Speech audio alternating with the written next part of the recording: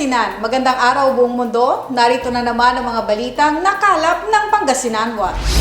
Dahil sa walang tigil na pagbuhos ng ulan na sinabayan pa ng high tide, 9 na barangay na sa Dagupan City ang nakararanas ng baha. Kita naming binabahang barangay is yung barangay Pantal, doon sa may Herrero Creek, tapos dito sa Poblacion Oeste.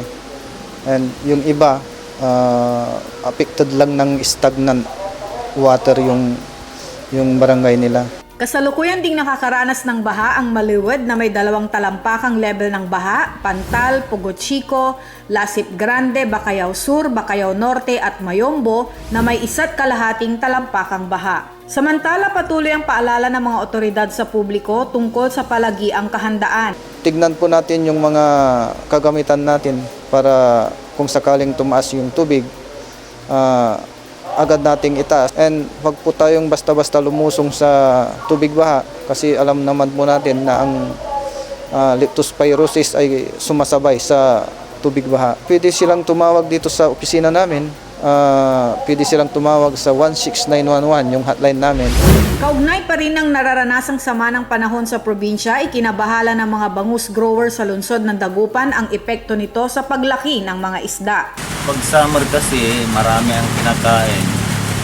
Nakikita nila yung malinaw yung tubig natin. Hindi kagaya ng tag-ulan na pag bumaba na yung malabong tubig, malabo na hindi na nila makikita yung pagkain nila.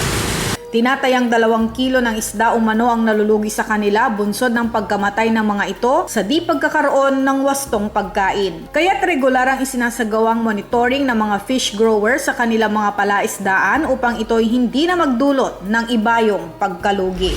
Pagkakaisa at pagbunyi sa buhay ng sanlibutan. Yan ang nanaig sa ikalawang family edition ng Run for Life kung saan higit 3,000 Pangasinense ang tumakbo sa ilalim ng malakas na buhos ng ulan. Isang misa ang pinangunahan ni Archbishop Socrates Villegas, Pangulo ng CBCP, bago formal na binuksan ang nasabing charity run. Karamihan sa mga lumahok ay mga kabataan na nagpakita ng labis na suporta sa kabila ng masamang panahon. Kabilang din ang ilang organisasyon na nanguna sa isinagawang Zumba activity. Well, we value life and we value each other here in our community, and most of all, it would actually end the reign of corruption if we are uniting as one family, one life. Ayon kay Father Hernan, chairman ng Run for Life, prioridad din umano ng aktibidad na tulungan ang mga kapuspalad. This is also an activity for the Year of the Poor.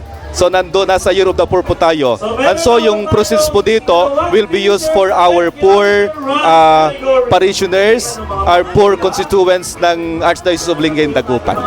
Tumanggap ng medalya ang mga nagsipagwagi sa 10-kilometer course at umuwi namang masaya ang mga hindi pinalad dahil umano sa makabuluhang karanasan. Samantala, ilang minor accidents ang naitala ngunit naaksyonan naman agad ng nakabantay na medical team. Bilang pagkilala sa karangalang nakamit sa nakaraang Paralympic National Games, binigyan ni Governor Amado Espino Jr. ang mga person with disability ng financial incentive. In fact, may mga livelihood pa kami binibigay sa kanila. So, para ma-feel nga nila that they belong. Makikita nyo naman sa reaction nila, hindi sila nahihiya, we are trying to promote that they are a part of the community and they still could contribute, para sa kabubuti ng ating lalawigan.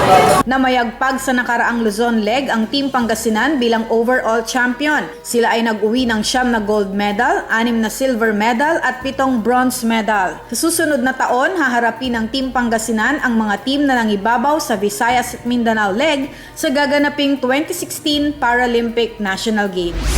At yan ang mga balitang aming nakalap. Ako si Vance Padilla at ito ang Pangasinan Watch. Broadcasting from Pangasinan to the world.